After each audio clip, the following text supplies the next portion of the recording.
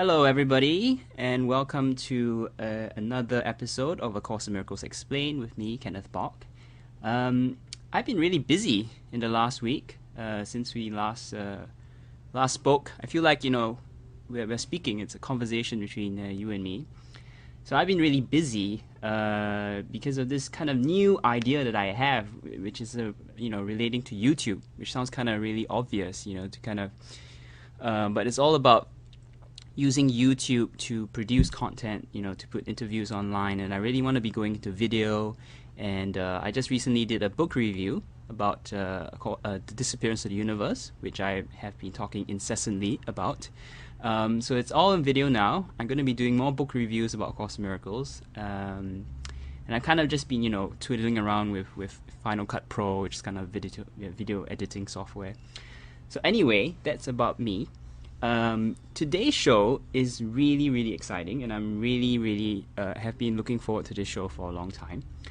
My guest today, hold on.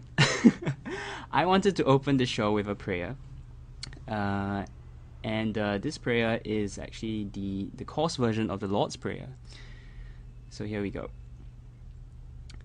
Forgive us our illusions, Father, and help us to accept our true relationship with you, in which there are no illusions, and where none can ever enter.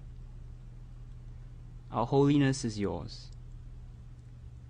What can there be in us that needs forgiveness when yours is perfect? The sleep of forgetfulness is only the unwillingness to remember your forgiveness and your love. Let us not wander into temptation, for the temptation of the Son of God is not your will. And let us receive only what you have given, and accept but this into the minds which you have created and which you love. Amen.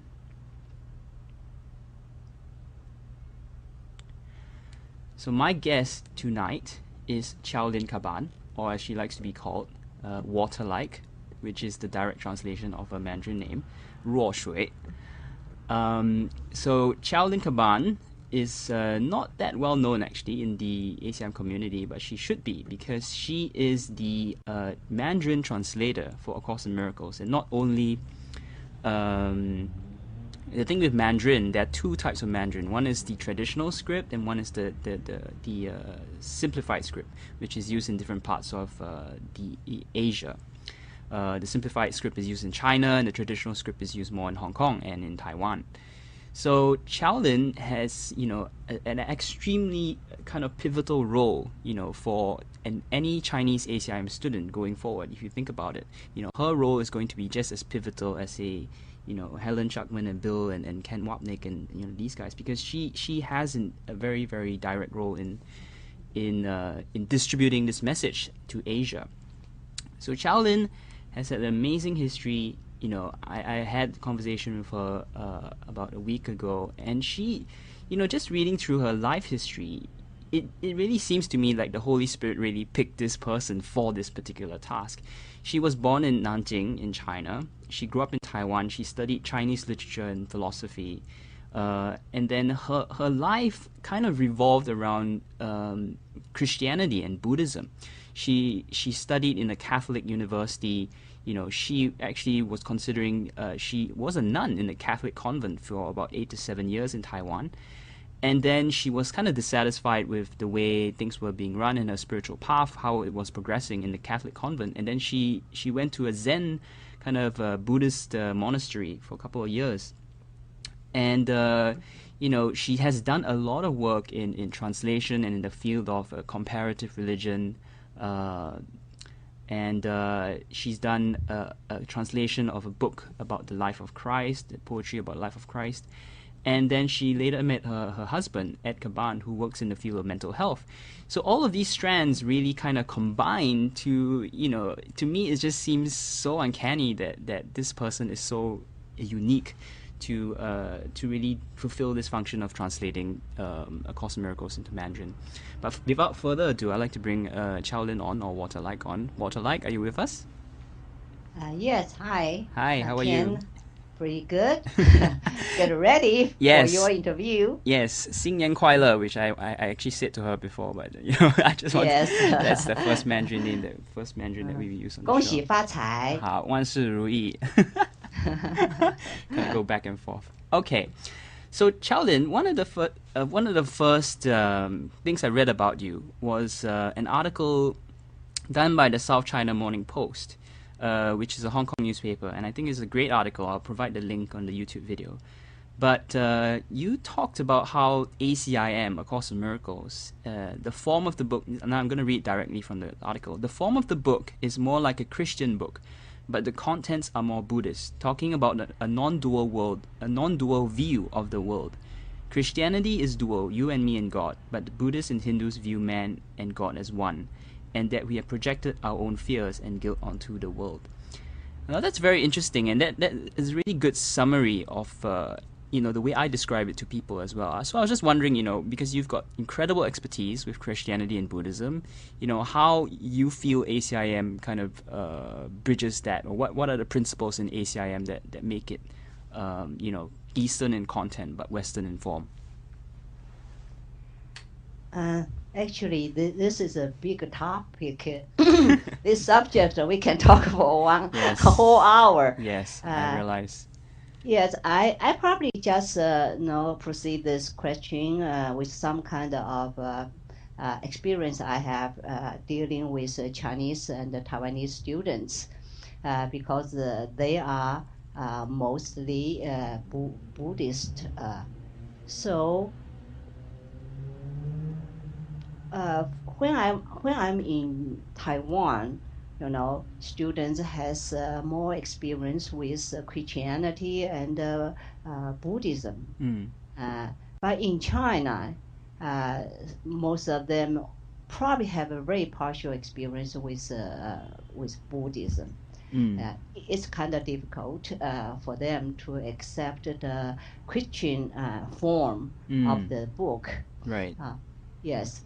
But I think it's not philosophically, how this book can feed Chinese need, but it's more experiential because people in China, they are facing daily social these relational problems, and of course, even though they are very metaphysical, but they can combine the metaphysical ideas with forgiveness and apply to their relationship. So in China, it's more because it works or it really responds to people's need there. Right. So in the beginning, it's not really Western or Eastern, but it's application. It's it works. That's all. Right. It's universal. Yes, but according to based on my experience, is I have to say my first group of listen to Course Miracle the first time when I brought this message back to Taiwan. The first crowd of Course students were New Agers. Right. But the one stayed with the Course. Most were Buddhist.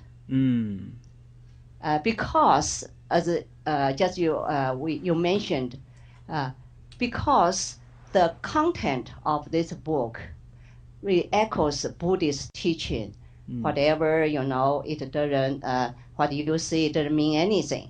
Right. It's the world is an illusion, yeah? Yeah, but Buddhists, they found something new in the Course. Even though everything is an illusion, but how to deal with this illusory life. Right. And the Course answered this question much more in depth and in reality for this Buddhist. Right. I think that's what yeah, it's a great point because the Course is very practical, isn't it? Yes. It's that has as a workbook. There's a lesson to do a day, and that's actually that's such a fantastic point, because we can go and all the abstract metaphysical concepts about non-duality and the world being an illusion and this and that, but how do we practice it? And Buddhism certainly has those aspects, but it's not in a very coherent form, and we talk about meditation. The course talks about you don't need to meditate for long hours of time. You just can use your life, what's in front of you to really practice forgiveness, and to use these in your daily lives. Yeah, yes, the great thing about the course is it combines this forgiveness, this very practical, things we can do every day, with very profound metaphysics about, how you got here, why the world is formed in this way. They just connect these two together. So you have some kind of satisfaction about the source of our being, but you have a lot of space for you to practice to deal with your daily life. Yeah, I think many course students in Taiwan, many of my students were from the other New Age or Buddhist traditions. And why they stick with a course? Because they realize only course works for them. Right. Which means before they have searched all kind of practice, exercise, ideas, they all great, but somehow it didn't really, kind of put their life back to a way they expected or they desired. Yes, and I can definitely speak for that, because that happened to me as well, and I think that's not uncommon. A Course in Miracles is for many people kind of like, they all talk about how they've searched for a long time. They went through quote unquote the spiritual buffet line, and then they finally ended up with A Course in Miracles. And what was it like for you? Like, because looking at your life and what we've discussed, you've had extensive experience with Christianity and Buddhism, but it sounded as if you were still dissatisfied with all the things that you were being taught in the convent and in the monastery. So how did A Course in Miracles come to you?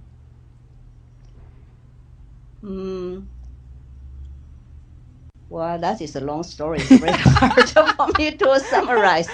Actually, I don't know, when I was very young, I didn't have any religious the contact. Even in my family, we didn't have any religious background. But I have this kind of want to search for some more meaningful life. So even so after I graduated from university, I just went direct to Catholic convent, because that shocked my all professors.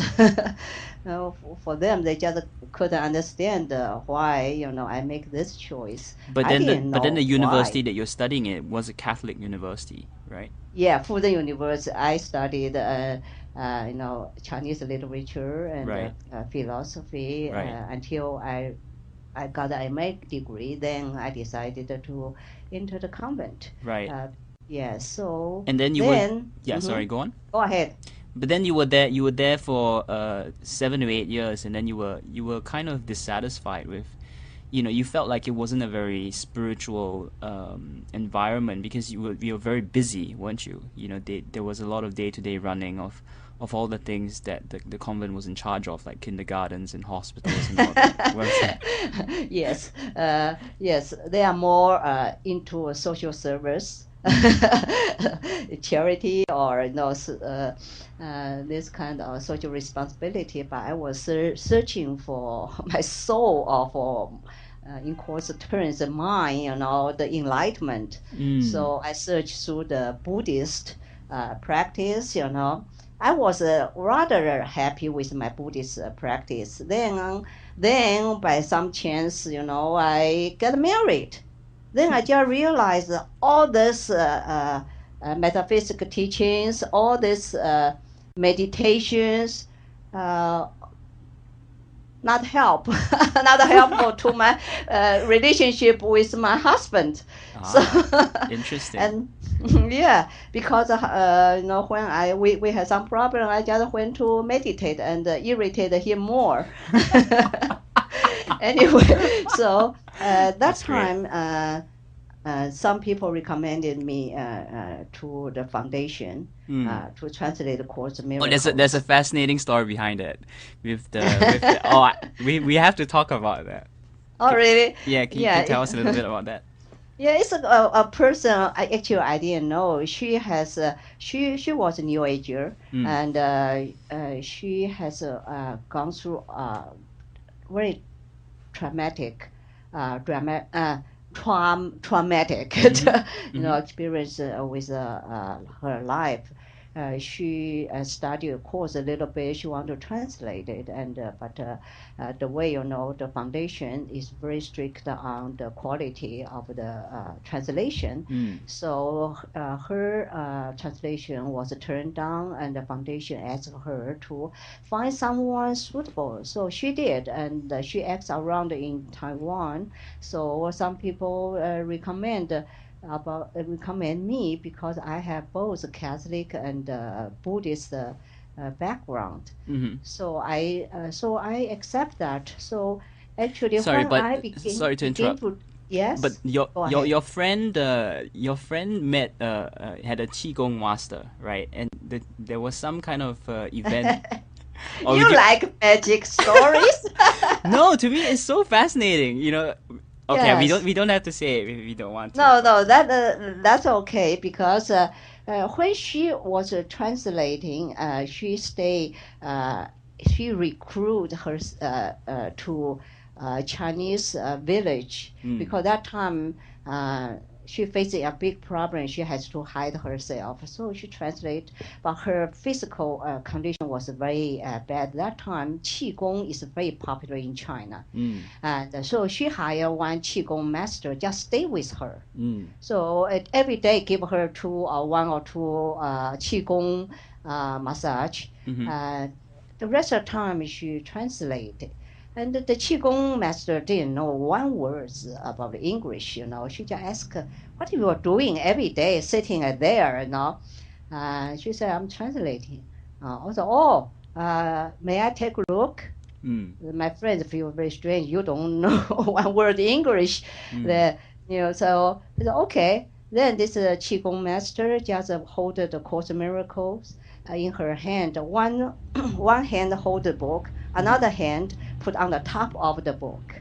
Then he just told this girl and very solemnly said, you have to make this book, translate the book and make the book available because Chinese need it. So that pushed her to contact foundation. Wow. Said that, she want to translate this book. But she was turned down. That time she was very disappointed and very sad. But finally, she found me, and we become a very close friend even until now. Yeah, so that's it's an interesting story. Yeah, I mean it's an amazing story because, there have been so many so-called paranormal events with the evolution of the course, and we don't talk about them, and I feel like we shouldn't celebrate them and make them special, which most people will do, but it's fascinating, and it is, and making mysticism a part of life is something I feel that's very important. Like, let's not hide how all these mystical events in the closet. Let's bring it out in the open and talk about it openly and discuss it. But anyway, it's beside the point. It's just an interesting story. But then, what I'd like to talk to you about is the translation process, right? We talk about how the translators have a very kind of close working relationship with Ken, and I'm sure you spend quite some time with Ken Wapnick, although I've heard that Ken often complains that you don't spend enough time with him. Because I was not a course student when I began my translation. I didn't know Ken is a big shot. I only know he is going to examine my work. So I just proceed my translation as a professional translator. Right. So I just did my work, and I sometimes I visit him once a year or once every 2 years. So he complained that he didn't even see me, and this translator even didn't believe that the course it came from Jesus. But since I'm a professional translator, she found I have my translation has this problem. Yes. I might not catch the some very the nuance between lines, but she found my translation seems okay. Yes. Was okay. So we finished like I completed my translation within I think 5 years. Right, and this is the 繁体字 or the traditional script, right? Yeah, the traditional. Because Taiwan is the only possible place to publish this book. That time is in 1990s, so China is still closed. Right, it was just after the Tiananmen Square incident, wasn't it? Yes. So okay. it's difficult. But my interact with Ken is very interesting. In the beginning, he was kind of doubt my ability. But I have to admit he was correct because I was not a course student.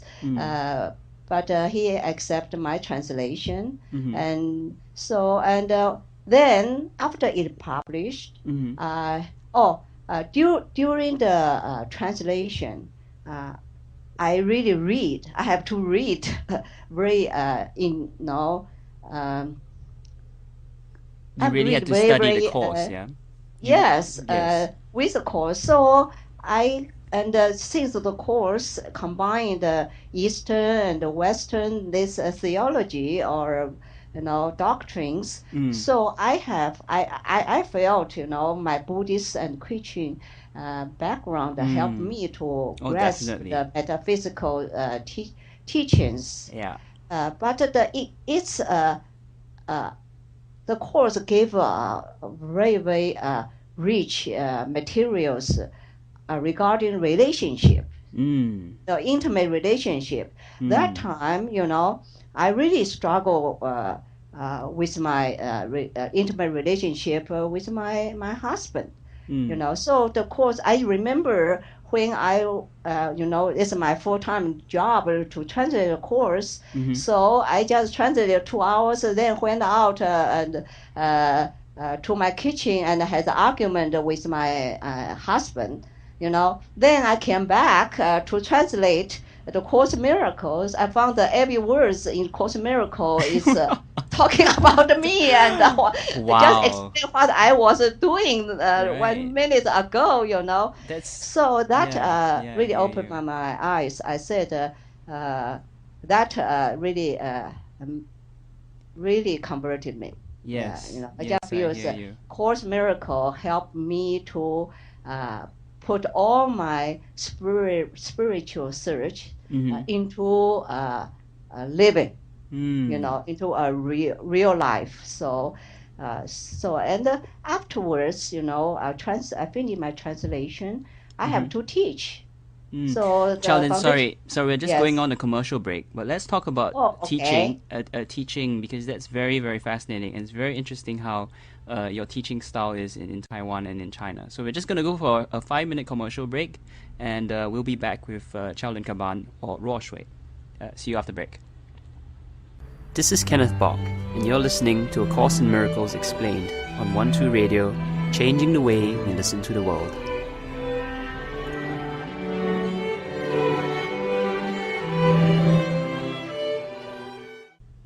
Hello and welcome back.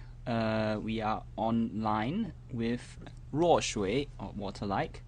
So, Waterlike, we were talking about ACIM in Asia. And that's a very interesting topic because, up to date, actually, the Western world, including myself, know very little about how A Course in Miracles is spreading in Asia. And I know you do workshops in Taiwan and in Hong Kong. And so, could you tell us a little bit of how it's being taught in Asia? I probably can only answer you as the teaching in Taiwan and China. Because that's the only place, and in Malaysia, because I cannot say in China. I mean in Asia. Asia right, it's includes very big, Japan and Korea. Sure. Anyway, so yes, since I was a new student, so teaching actually is a very important part of my learning. Just like when you were students, you don't really care much about the learning. But when you become a teacher, then you begin to learn because you are going to teach. So during the teaching, I learned I have to be serious, really to learn from Ken Wapnick, from Robert Perry. I read their books, So I just feel, every year I went back to teach once a year, give some lectures. I just share what I learned this year. But after a while, I just feel that every year you just give a very sporadic, this kind of teachings, lectures. It really cannot give students a whole picture of what the course is really about. So I begin to change the forms from lecture into workshop.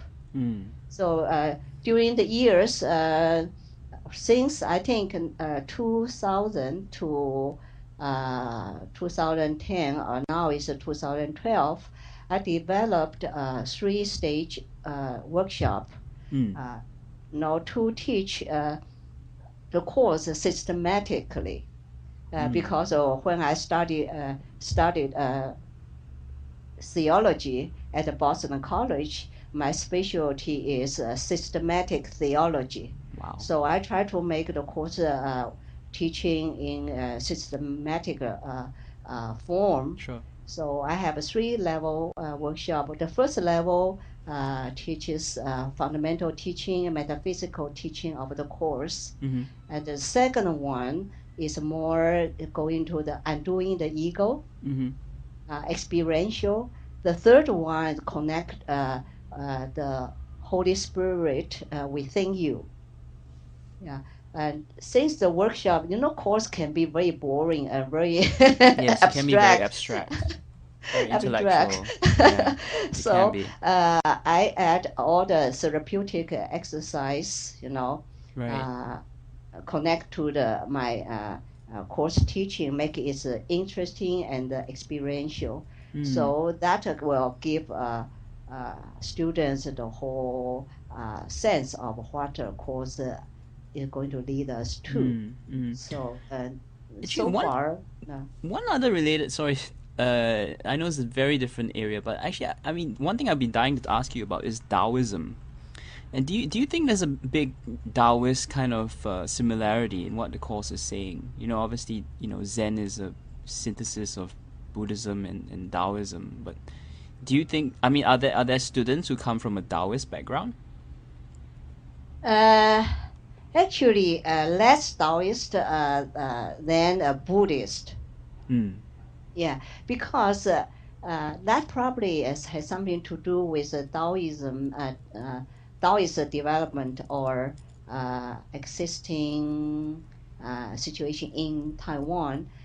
many people, they practice Taoist, they call themselves Buddhist. Right. So Taoist Buddhist, that's a very big thin line. Right. It's very, and there. with all the cultural kind of trappings, all the dogma and the rituals, Yes. sometimes it's very Yes. difficult to differentiate what is Taoist and Yes. Buddhist and Chinese, Yes. right? Yes. Right. And among this Buddhist or Taoist teaching, I think all these ancient teachings, they in Asia, they all have kind of non-dualistic sense view, So that echoes Course teaching. Yeah, but what attract to Course student is its application. It's practical application. Because many spiritual searcher, they search for their spiritual growth, but at the same time they found they are more alienated from their family, from the society, from their life. So of course, just opposite. Yes. He teach you how to search the highest goal, the non-dual goal, but connect you directly with your reality. Use your real life as the teaching materials, as the classroom for your learning, the highest learning. That is really amazing. Yes. I think it's really amazing eye-opening too. for me. I think it's really amazing too. I mean, it reminds me of what Gurdjieff, who's a mystic. He said there were basically many ways of reaching enlightenment, and one of them is the path of the monastic, and this obviously A Course in Miracles is not the path of the monastic. It's a practical, very it's a path that was born in New York City, wasn't it? In a very busy city where people had to do, Yes. to pay the bills and to go out with friends or whatever. And it's a teaching which it doesn't dilute any of the spiritual potency,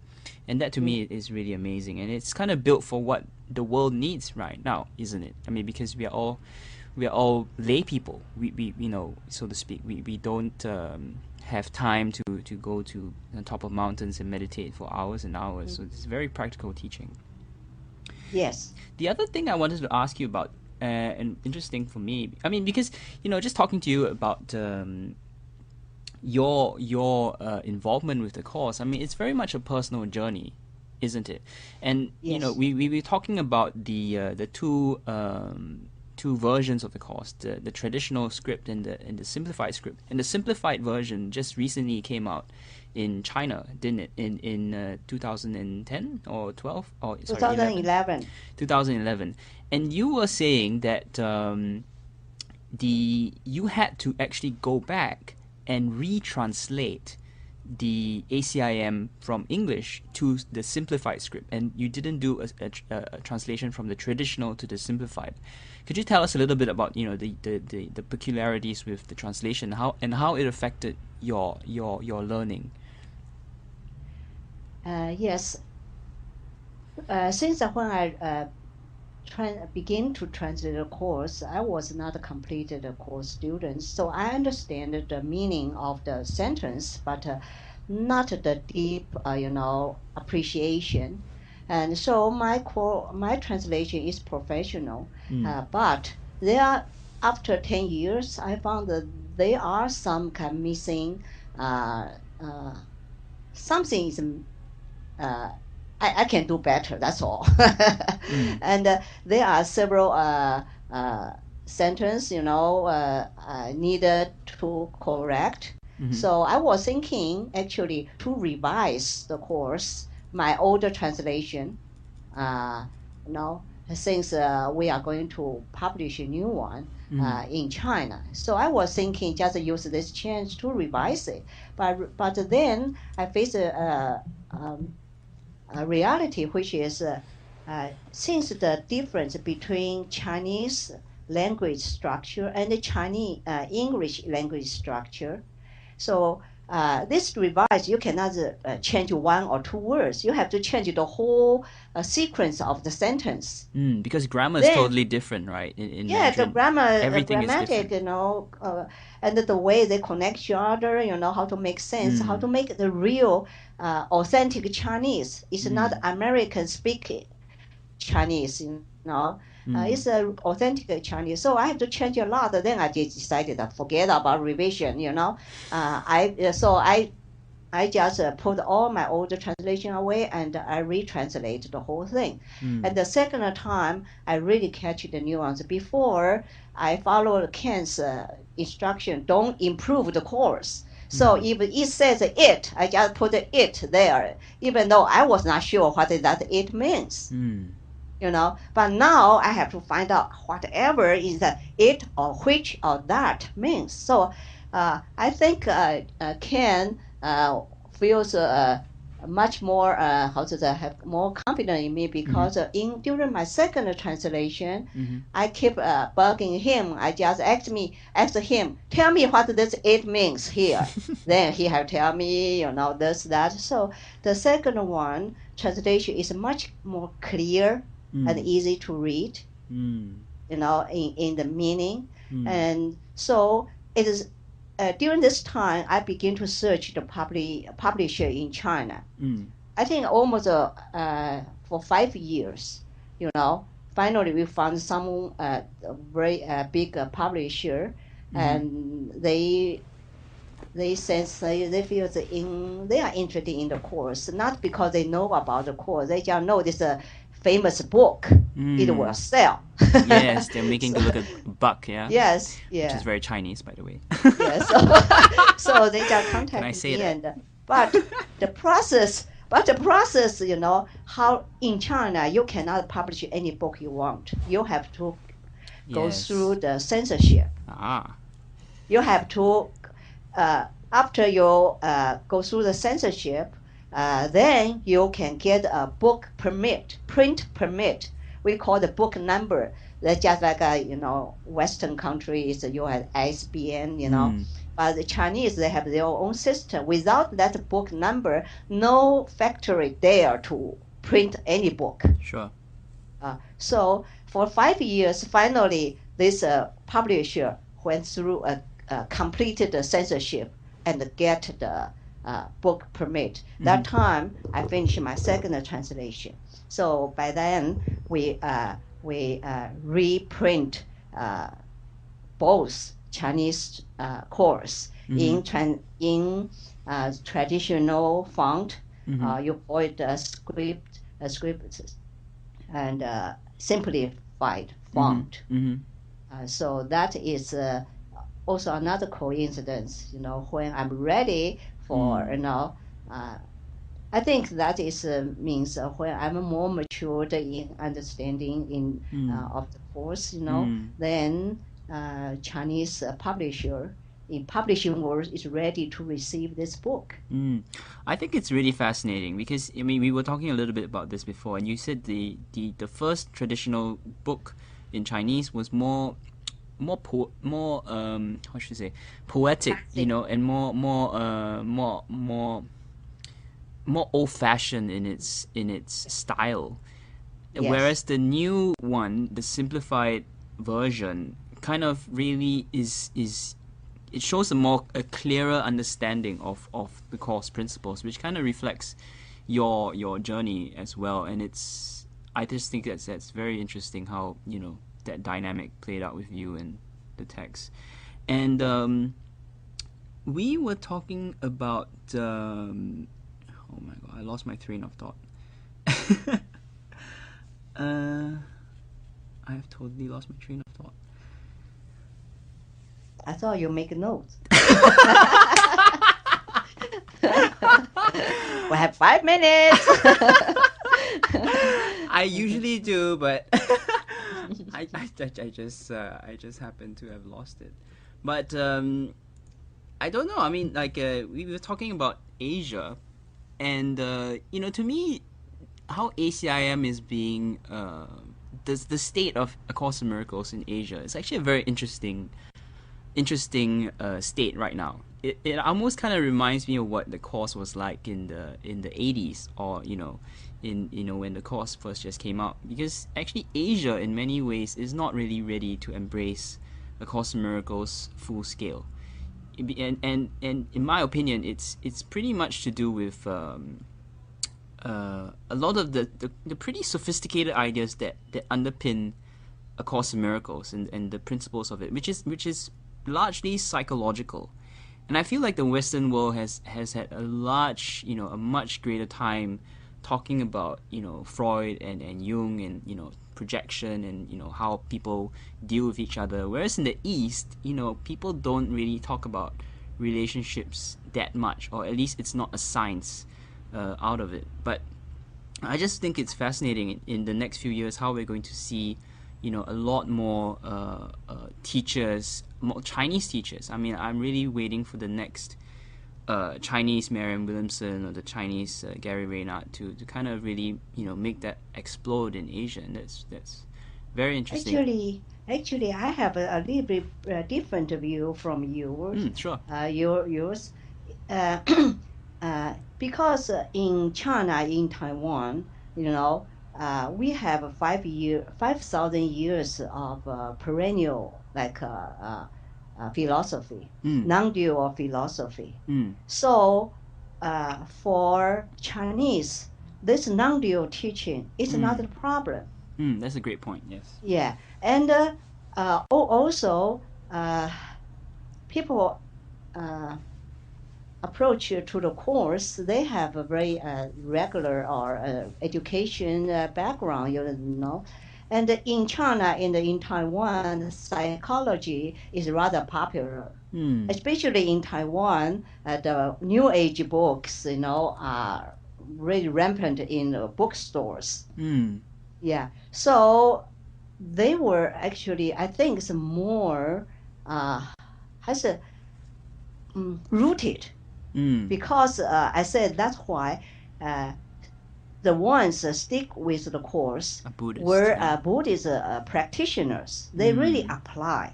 They really apply to their lives, And the way I taught, the way I introduced the course, because I was, new, so I have to rely on great teachers in the Western country. So actually, Chinese students in Taiwan and in China, the first understanding introduction to the course was completed. I think at least 80 or 90% is Ken Wapnick's point of view. So their understanding, they have very, very solid foundation. Yes. Like in the West, everyone, they learn by themselves. If they are psychologists, they are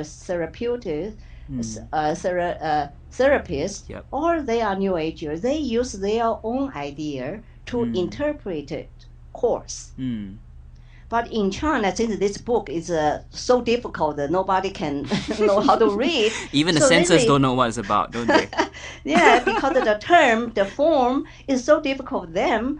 So alienate to them, so they relied on my teaching, and my teaching based on Course Ken's teaching. So actually, Chinese students, their understanding of the course, I think, is more solid in the many Western friends I have in my study group. In my study group in the States. Yeah. Whenever I listen to them, I just feel that was not a course teaching, that was purely New Age teaching. Yeah.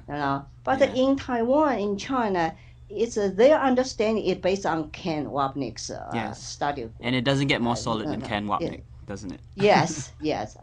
So that is great. And I prepare this 3 levels workshop. I have all the materials written. So after people, the group leaders, by the way, we have almost like more than 50 to 60 study groups, course study groups in Taiwan and China. more than 10 in China. I think more than 40, 30, 40 in Taiwan.